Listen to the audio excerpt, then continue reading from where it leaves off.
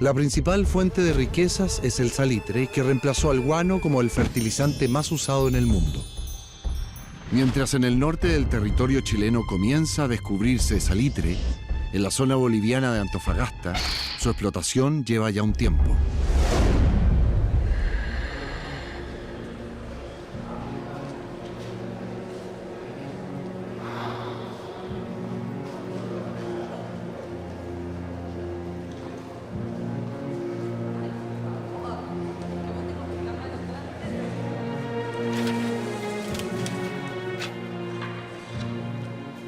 Nuestro proyecto pretende colonizar un territorio que abarca desde Chañaral hasta Bolivia. Eso es una insensatez. Si me permite, señor ministro. Nuestros problemas, honorables senadores, se encuentran en territorio boliviano. Para ser más preciso, en Antofagasta. El presidente Daza pretende aplicar una nueva alza en el impuesto al salitre. Y esto es inaceptable.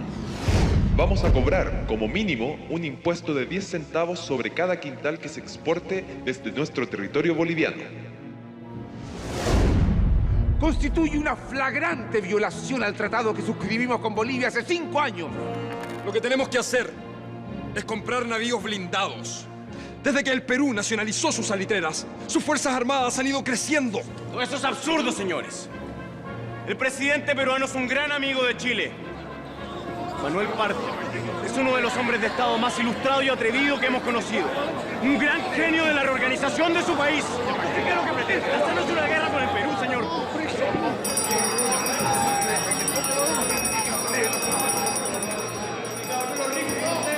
Con la depresión que afecta actualmente a los mercados europeos, la economía chilena necesita un salvavidas urgente. Salvavidas que estaría en el norte.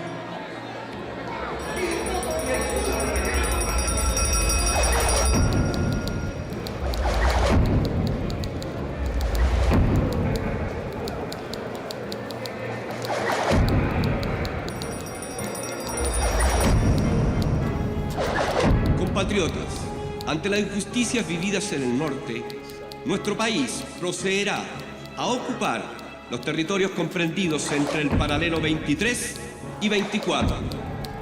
Hemos dado instrucciones para que todo se haga de la manera más pacífica, dándole a las autoridades bolivianas todas las facilidades para abandonar la zona. Los soldados chilenos son recibidos como héroes por los trabajadores de Antofagasta. ¿Antofagasta no es boliviano? Sí, pero entonces en esa zona viven unos 1.200 bolivianos y más de 6.500 chilenos.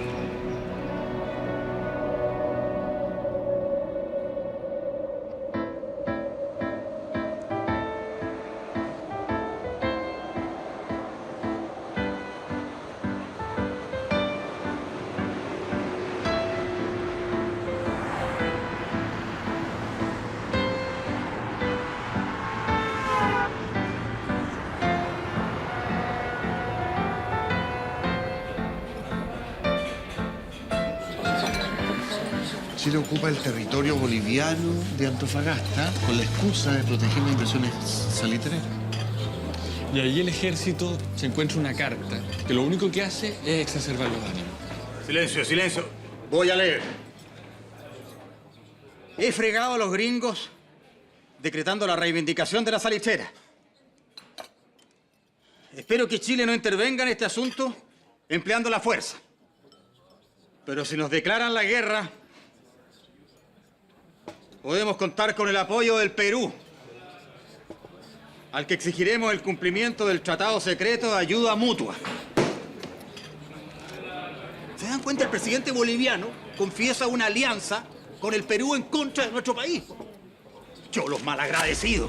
A esos descendientes de los incas les hemos salvado el pellejo no una vez, señor, sino que 2 veces. 2 veces les sacamos de encima a los españoles. ¿Y ahora? Ahora resulta que hacen un tratado secreto en contra de nosotros. ¡Eso es traición, señor! Así es, ¡Traición, señor! Peronía no puede ser. ¡Traición! ¡Traición a nuestro país!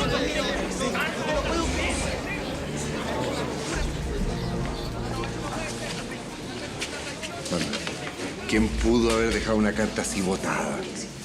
¿Estamos seguros de que es verdadera? Por lo menos está citada en muchos libros de historia. Y Vicuña Maquena, que tiene tanta confianza en el presidente peruano, ¿qué opina de todo esto? Se siente personalmente agraviado y de ahí en adelante su discurso cambia hacia una constante arenga a favor de la intervención militar.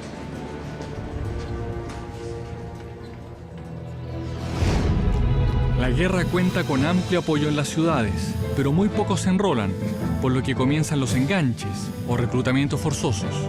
Algunos chilenos son enrolados bajo engaños, otros por encontrarse en la calle después de las 10 de la noche. También caen quienes escuchan música en plazas e incluso algunos, fugitivos, son rastreados con perros para ir a la guerra. Desde el Senado, Vicuña Maquena exige al gobierno acciones militares concretas. Durante semanas, nuestros barcos se limitan a bloquear el puerto peruano de Iquique, esperando que la flota de Perú baje a enfrentarlos.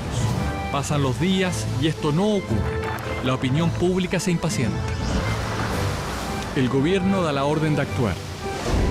Parten hacia Callao los blindados Cochrane, O'Higgins, Aptao, Magallanes y el carbonero Matías Cousiño. Frente al puerto peruano de Iquique quedan las naves chilenas más antiguas, la Covadonga y la Esmeralda, que en una trágica coincidencia deben enfrentar a los dos buques más poderosos del Perú. ¡Al abordaje, muchachos!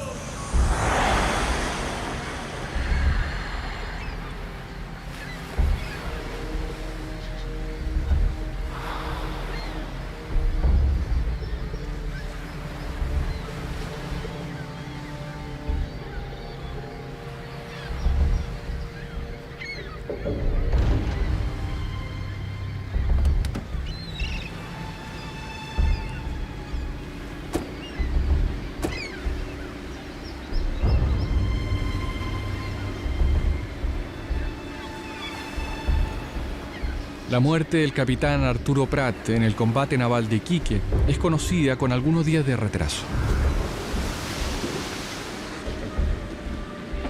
Hola, buenas tardes. Buenas tardes. Teniente Paso, comandante del buque. Mucho gusto, Francisco Melo, Manuel Vicuña. Teniente Paso, por favor, lo invito a bordo. Gracias. Las primeras noticias recién llegan a Santiago el día 23 de mayo. ¿Cómo lo toma la gente? Primero hay una sensación generalizada de derrota, hasta que alguien da un largo y emotivo discurso que enciende el fervor patriótico.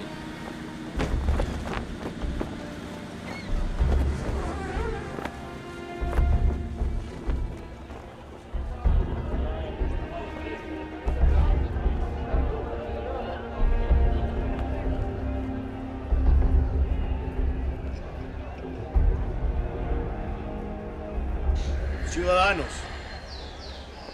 vosotros, los que no tenéis más que vuestra sangre que ofrecer en aras de la patria, corred desde aquí mismo a los cuarteles. La patria necesita de todos y cada uno de sus hijos para dar un pronto y un glorioso acabo a la lucha que se inicia. ¡A las armas, chilenos! ¡A las armas! En la ciudad y en la aldea, en el palacio y en la choza, ¡a las armas! ¡Viva Chile! ¡Viva Chile!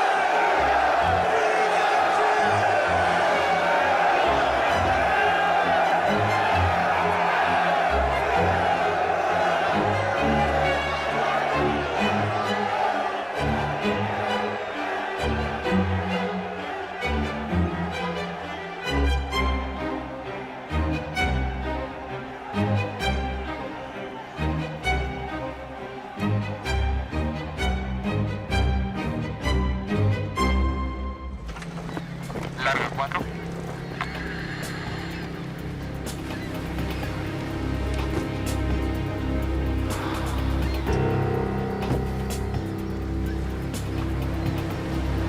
Ahora antes despacio.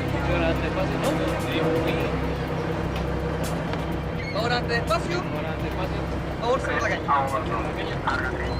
Salida de la caña. Tiene que venir a rumbo 280. Viene a rumbo 280.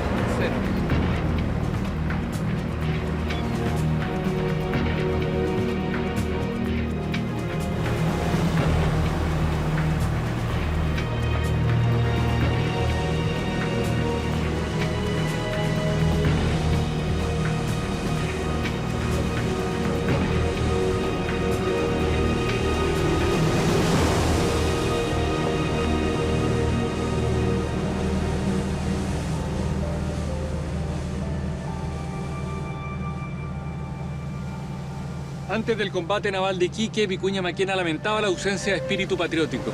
Sentía que al país le hacía falta una victoria, que nos diera un impulso colectivo. Pero perdón, Manuel. Aquí está hundida la Esmeralda. Esto no es una victoria, es una derrota. Para nada. Ese día Chile perdió uno de sus buques más viejos, mientras el Perú, al perder la independencia, perdió el 50% de su flota blindada. Y Prat se transforma en un símbolo. En más de un sentido. Además de ser utilizado políticamente, como mártir de la guerra, su figura simboliza y resume todo lo que hemos visto en esta época. Es el hijo de un comerciante. Su familia no goza de una buena situación económica. Estudia en la escuela naval, gracias a una beca del presidente Manuel Montt. En la guerra contra España, Prat es parte de la tripulación de la Esmeralda. Un chileno que resume la segunda mitad de este siglo. Y finalmente termina transformado en una suerte de figura mítica, el primer héroe de esta guerra que comienza.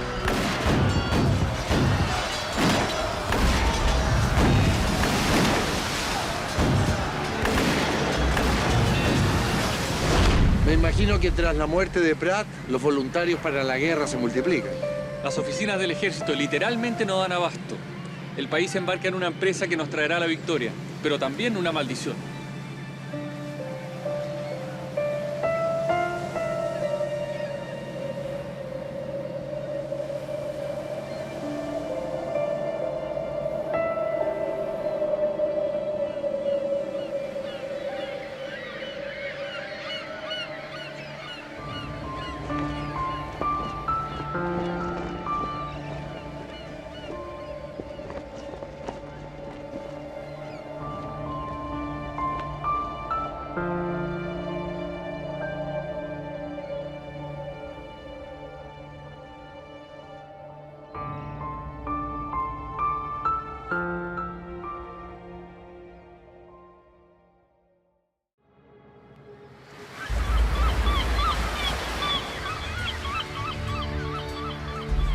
Prat es elevado por la población a la categoría de héroe nacional y está la demanda por reclutarse, que incluso hay cuarteles que tienen que cerrar sus puertas. Es increíble lo que provoca un acto como el de Prat. Sí, pero hay un problema. ¿Cuál? Como toda nuestra atención está puesta en el norte, hay territorios en el sur que descuidamos y que son mirados con mucho interés por uno de nuestros vecinos. José Manuel Balmaceda, el comisionado diplomático del gobierno del presidente Aníbal Pinto en Argentina, está especialmente preocupado de este tema. De hecho, la muerte de Prat lo pilla en Buenos Aires.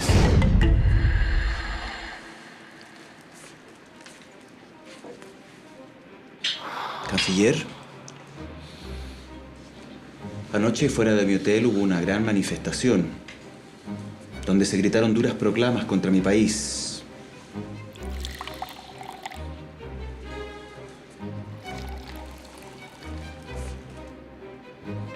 La simpatía de los argentinos parece no estar con Chile.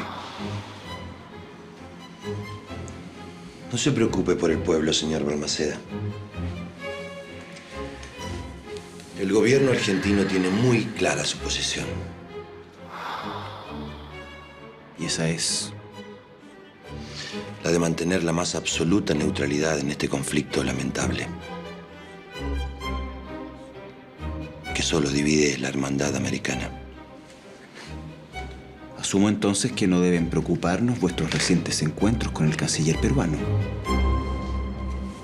Y yo asumo que la cercanía de su gobierno con la del Brasil no debe preocupar a la República Argentina. En absoluto. Solo nos interesa saber por qué la Argentina está movilizando sus tropas hacia el sur.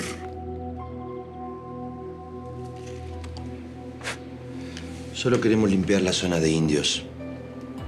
No es un misterio para nadie que nos interese la Patagonia, territorio que a ustedes no les preocupa. ¿O me equivoco? ¿No fue el señor Vicuña Maquena quien la llamó la imagen tenebrosa del caos? Canciller, no es que la Patagonia no nos preocupe. Lo que ocurre es que tenemos problemas más urgentes que resolver en el norte. Me imagino. No hay razón por la que dos naciones hermanas no puedan obtener lo que deseen.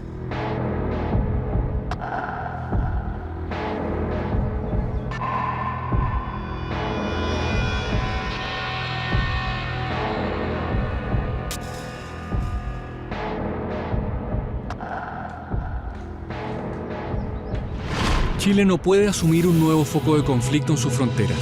Por eso, el gobierno de Aníbal Pinto renuncia a disputar la soberanía sobre la Patagonia, a cambio de la neutralidad de Argentina en los problemas en el norte. Y así Argentina incorpora a su territorio 1 millón de kilómetros cuadrados, aproximadamente el tamaño de Colombia. La mayor insensatez que se podía cometer era reñir con la Argentina por una comarca estéril, donde nuestra escasa población y nuestro más escaso capital se consumiría a fondo perdido. Firma Benjamín Vicuña Maquén. ¿Qué fue eso? Están intentando atrapar al Huáscar hace 6 meses. La primera preocupación de Chile es dominar el Pacífico y eso no ocurrirá hasta que... atrapar al Huáscar. Atento base. Objetivo alcanzado. Capitán Miguel Grau muerto. Marinos chilenos en control del Huáscar.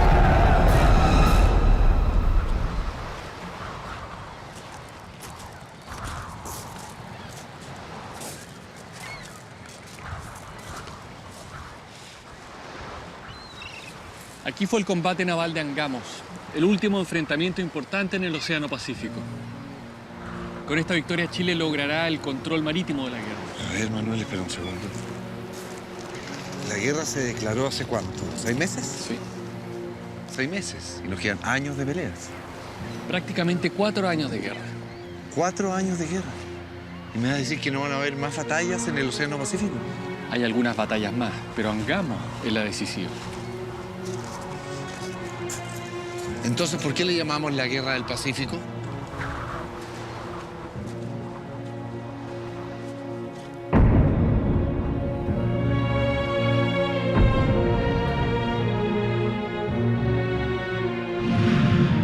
En el mar se pelean solo 7 combates importantes en los 6 primeros meses de guerra. 7 combates navales contra más de 30 batallas terrestres.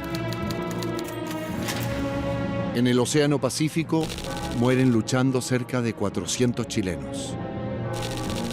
En tierra mueren más de 15.000.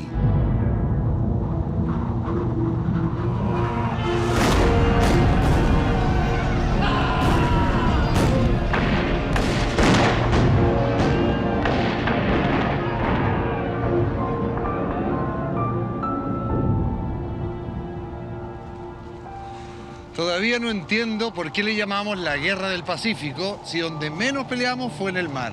Porque el control del Pacífico es vital para ganar la guerra. Pero hoy se la está empezando a llamar de una manera más adecuada, que reconoce el origen de todo. El salitre. La Guerra del Salitre.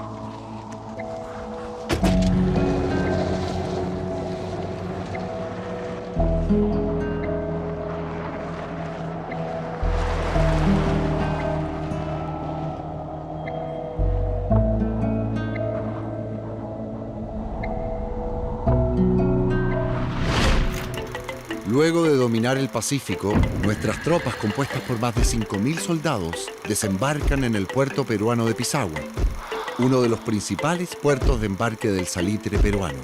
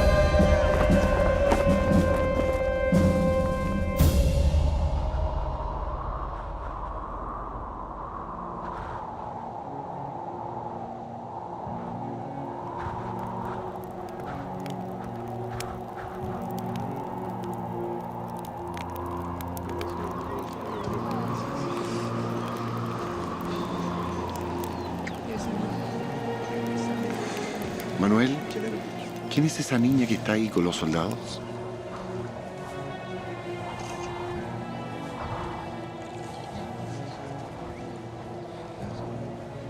Ella es Irene Morales, tiene 14 años y logra enrolarse en el ejército haciéndose pasar por hombre.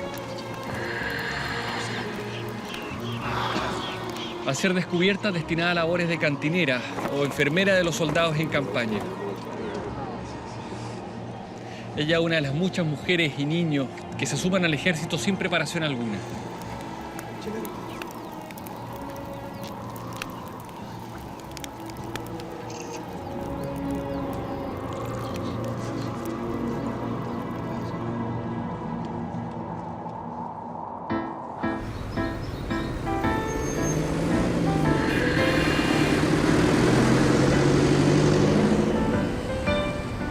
La situación política de Perú y Bolivia, que ya es inestable, empeora con cada kilómetro de avance chileno.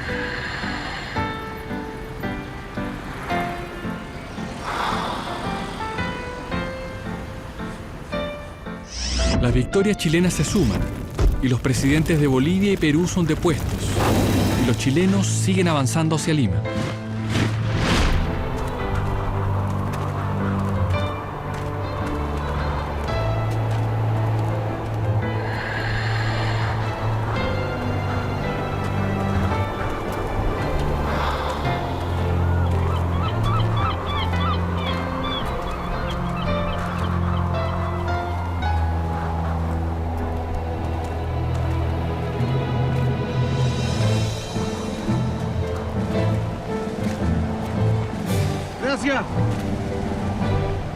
Me imagino lo difícil que debe haber sido para los soldados avanzar en medio de esta aridez y de este viento. Y la gran mayoría a pie, ¿verdad? Para no morirse de sed, mucho pebe en su orina. Después de este difícil desplazamiento, 11.000 soldados chilenos llegan al campo de Alianza, donde se disputa la batalla de Tacna. Vamos.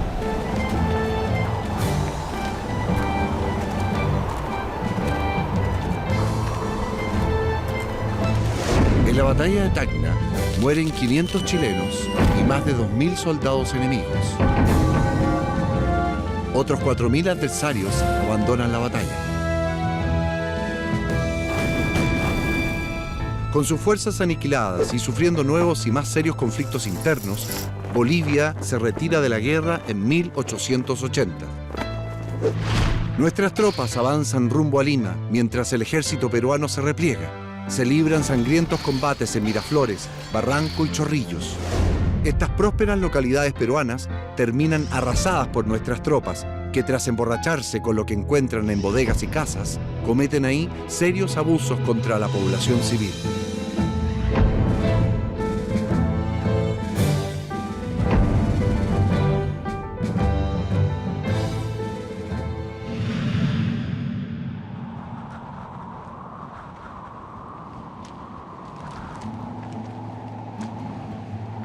Todo ejército de ocupación comete atrocidades, y el nuestro claramente no fue la excepción. Sí, pero eso no es excusa, Manuel. Mal de muchos.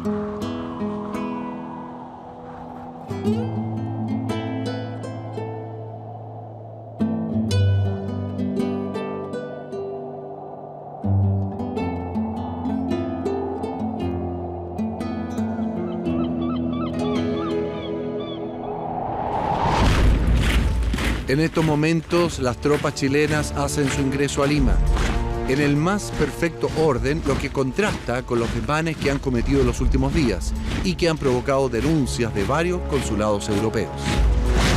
La bandera chilena es izada en la Casa de Gobierno del Perú.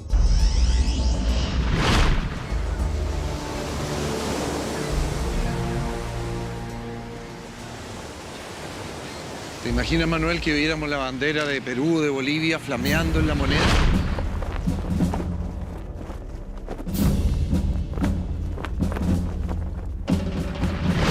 Es fuerte.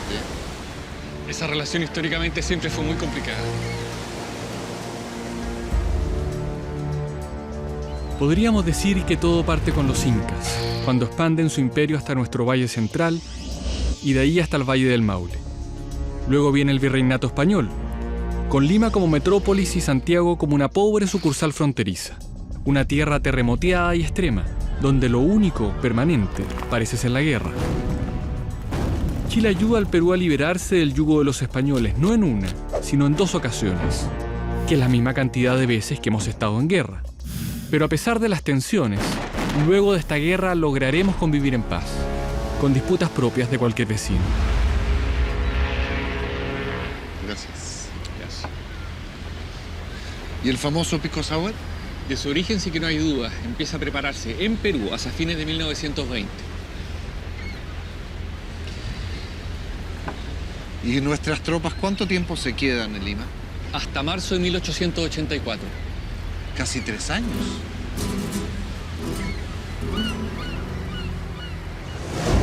Durante esos años, los peruanos concentran su resistencia en la sierra, donde se desarrolla una suerte de guerra de guerrillas. Así es. Ahí una compañía chilena es masacrada completa en una emboscada. ¿Sabes quién comandaba esa compañía? ¿No? Ignacio Carrera Pinto, nieto de José Miguel Carrera.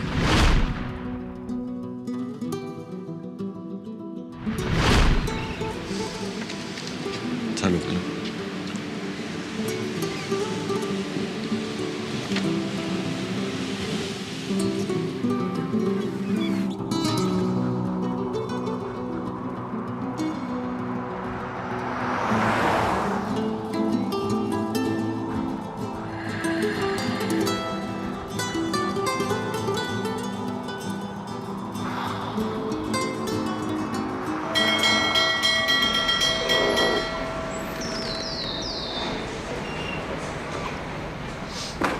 El 20 de octubre de 1883 se firma el Tratado de Ancón, que pone fin a la guerra con el Perú.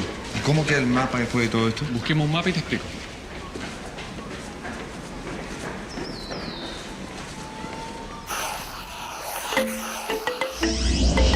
Chile gana 600.000 kilómetros cuadrados en la guerra contra Perú y Bolivia. Bolivia pierde el territorio de Antofagasta y Perú pierde el territorio de Tarapacá. El destino de las ciudades de Arica y Tacna se decide después, en 1929, mediante el Tratado de Lima. Tacna para el Perú y Arica para Chile.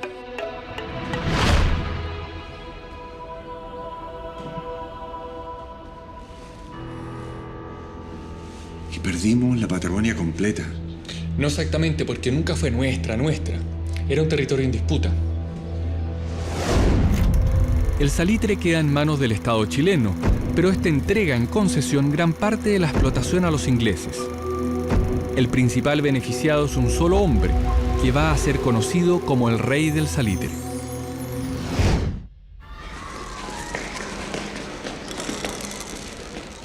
Ay, Manuel, peleamos 5 años la Guerra del Pacífico, que muchos conocen como la Guerra del Salitre. Pero al fin y al cabo nos quedamos con el salitre más o menos. Déjame explicarte. Hola, niños. Hola. ¿Presta la bolita? Sí. Gracias. Mira, antes de 1879, casi todas las salitreras están en territorio peruano. Y ellos explotan el 58% de la producción. El 19% lo explotan empresas chilenas y el 13% es explotado por empresarios ingleses. Después de la guerra, las salitreras quedan en nuestras manos, pero el Estado de Chile entrega su explotación en concesión. Así, los británicos se quedan con la explotación del 55% de la producción de salitre. El 15% es explotado por capitales privados chilenos. Y el resto queda en manos de alemanes y españoles, entre otros. O sea que después de que Chile gana la Guerra del Salitre, los extranjeros se quedan con la concesión. ¿Por cuántos años? La concesión dura todo el tiempo que sea explotable el mineral. Y el Estado de Chile se limita a cobrar como impuesto 1/3 de las ganancias. ¿Y eso es mucho? Muchísimo. Y es tal el optimismo que el Estado incluso... Mis bolitas. Perdona. Y es tal el optimismo que el Estado incluso deja de cobrar algunos impuestos.